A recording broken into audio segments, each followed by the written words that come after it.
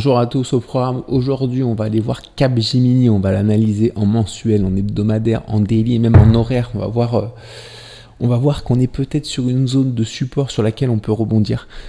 Donc voilà, elle est très intéressante en ce moment. Et puis comme d'habitude, on ira voir en fin de vidéo les indices américains avec le Nasdaq et le SP500 et le CAC 40 aussi. Donc voilà, on commence avec Capgemini. Alors je vais la mettre en mensuel. Et puis je vais la mettre en plein écran. Voilà, Capgemini, alors ça je l'avais pas vu par contre. Voilà, on est sur pas sur des plus hauts historiques, on va rejoindre les plus hauts de 2000. Voilà, mais on est vraiment sur une belle tendance haussière ici. Donc voilà, en revanche, j'avais pas vu ça, mais il faudra le prendre en considération. Je vais le noter d'ailleurs. Je vais mettre une petite zone de résistance ici. Donc voilà. C'est bien de faire le travail complètement, au moins avoir un repère, c'est-à-dire que ici, si on cale ici, c'est normal, je pense, peut-être un petit peu. Donc parfois on n'en a rien à faire de ce genre de zones, elles sont tellement lointaines qu'on les traverse sans problème, mais ouais, c'est possible qu'on fasse au moins une petite correction quoi, quand on arrive là sur ce support, donc sur cette résistance plutôt. Donc voilà, on va suivre ça en tout cas, mais voilà, belle tendance haussière en tout cas depuis 2000. Voilà, on a fait une belle jambe haussière après le Covid, une consolidation et on repart vers le haut. Donc voilà pour le graphique mensuel. Quand on passe en hebdomadaire, l'hebdomadaire est intéressante. Parce qu'elle a été très propre. Alors j'en avais parlé il y a quelques semaines de ça, de Capgemini. Je vais revenir dessus. On avait fait un triple bottom avec un bottom ici et un bottom ici. Donc voilà, on l'a cassé par le haut, on a rempli les objectifs qu'on remplit dans 73% des cas, donc parfaitement. On a fait également ici un throwback qu'on fait dans 70% des cas avant de repartir vers le haut. Donc voilà, c'est vraiment une figure qui est très propre et qui a respecté un peu toutes les données et les statistiques. On avait peut-être aussi des triangles ici, un triangle descendant ou un triangle symétrique ici. Mais voilà, c'était un assemblage de plusieurs figures qui indiquaient plus ou moins toute la même direction à partir du moment où on l'a cassé par le haut. Donc voilà, ça a été le cas. Donc en hebdo, vraiment très clair Capgemini. Si je passe en daily, voilà, on est sur le graphe daily. Donc là, on a rempli les objectifs du coup. On est sur une zone ici. J'en ai parlé il y a peu de temps de cette zone ici. J'en ai parlé ici exactement, parce qu'on était peut-être sur une épaule inversée de continuation haussière. C'est pas des figures qui sont communes, mais elles ont donc d'exister, elles sont puissantes quand elles arrivent. Donc on les casse quand elles sont cassées par le haut. Souvent il y a une belle jambe haussière qui suit. Donc voilà, je vais passer en horaire parce qu'en horaire c'est beaucoup plus clair. Donc voilà, j'en ai parlé ici.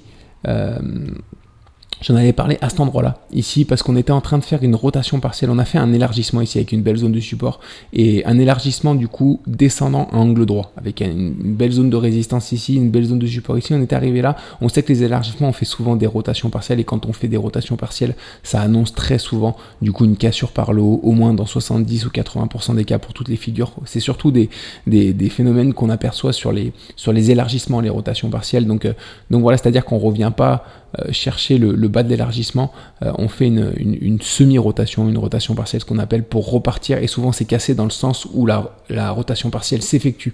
Donc voilà, vous voyez souvent avec Nico sur les cryptos, il vous en parle souvent. C'est vraiment quelque chose d'assez puissant. Donc ici on avait un début de rotation partielle, donc on pouvait mettre un ordre ici au-dessus en mettant nos stop loss dessous. On est parti vers le bas du coup, donc ça a été invalidé.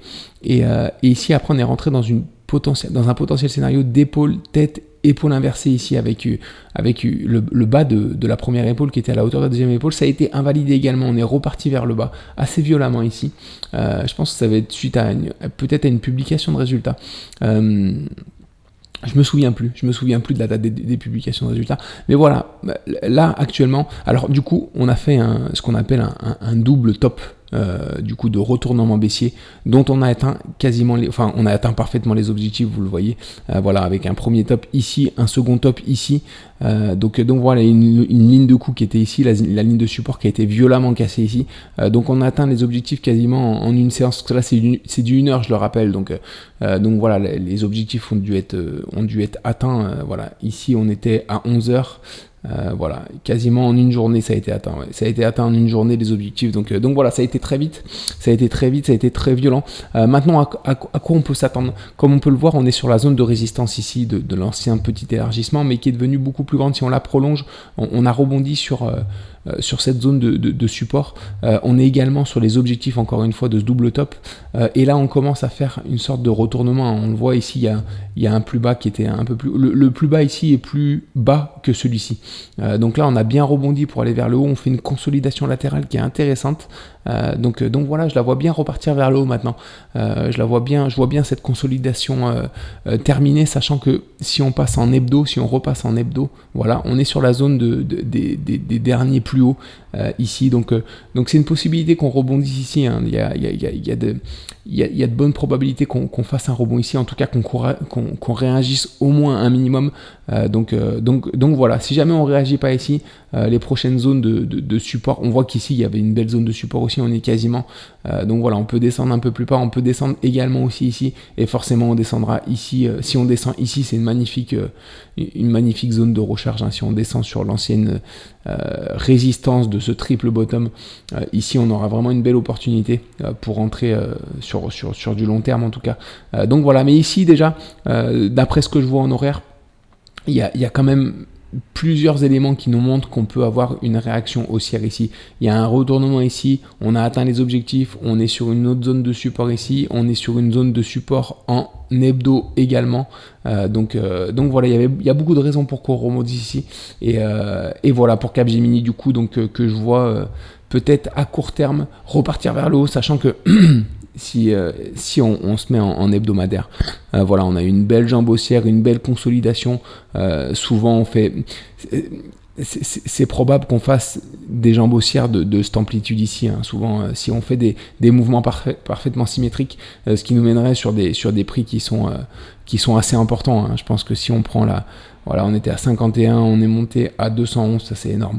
C'est énorme, et donc 160, et là on est redescendu ici à 100, donc on peut monter au 310, hein, on peut monter jusqu'ici. Après j'ai pas de stats précises pour ça, mais on voit souvent des symétries dans les figures, donc voilà. Par contre attention ici, du coup comme on l'a vu en monthly, en mensuel, c'est une zone de résistance historique, donc voilà, on peut buter un petit peu au courant de la montée sur cette zone-là, donc à voir. En tout cas, à très court terme, peut-être une belle zone de recharge ici, d'après ce qu'on a vu en horaire, et puis surtout et puis aussi en journalier.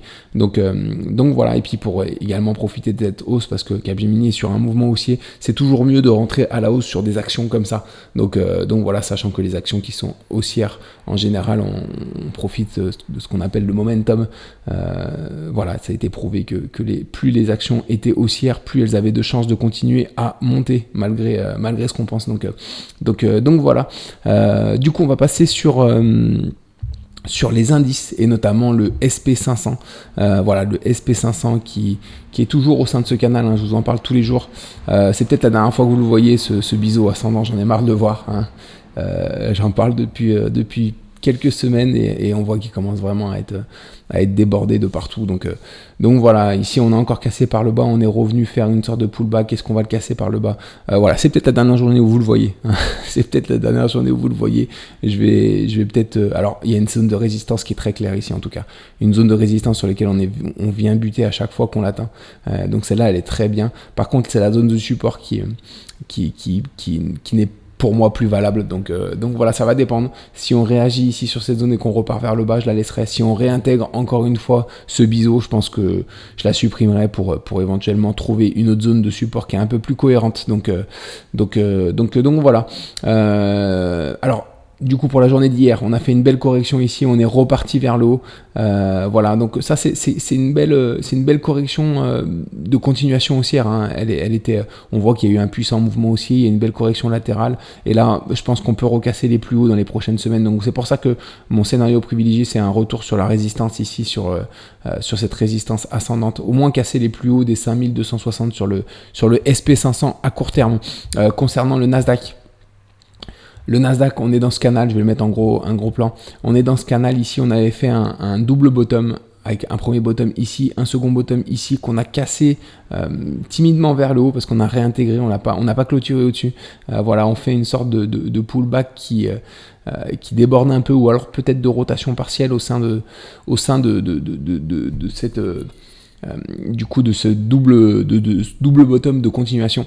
Donc voilà, si jamais on casse par le haut, si jamais on est amené à partir vers le haut, il faudra faire attention, il faudra qu'on casse franchement cette zone ici, parce qu'on le voit ici, on a des hausses qui sont de moins en plus moins puissantes. Il y en a une ici, une ici, une ici. Donc voilà, si on fait une hausse mais qui s'arrête ici et qu'on repart vers le bas, il y a quand même un bel essoufflement qui est en train de se créer, j'ai l'impression. Donc voilà, à voir quand même. Par contre, on a eu quand même une belle jambe haussière ici, une belle consolidation latérale. Donc voilà, je vois bien une cassure des plus hauts dans les jours qui viennent ici. Donc une hausse des marchés du coup pour le SP500 et pour le Nasdaq dans les jours qui arrivent, une cassure des 18 470 du coup pour le Nasdaq. Donc voilà, sachant que les objectifs de ce double bottom de continuation haussière sont les 18 840. Donc voilà, on va suivre ça. Et puis on va voir aussi le CAC 40. Le CAC 40 qui est un peu mon chouchou en ce moment. C'est vrai qu'il se comporte très très bien.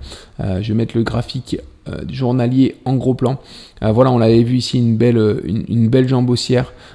Voilà, une nouvelle jambe haussière. Ensuite, on avait fait un beau drapeau ici, dont les objectifs sont les 8650. On est en direction de ces 8650. Ça paraissait haut, mais on y arrive.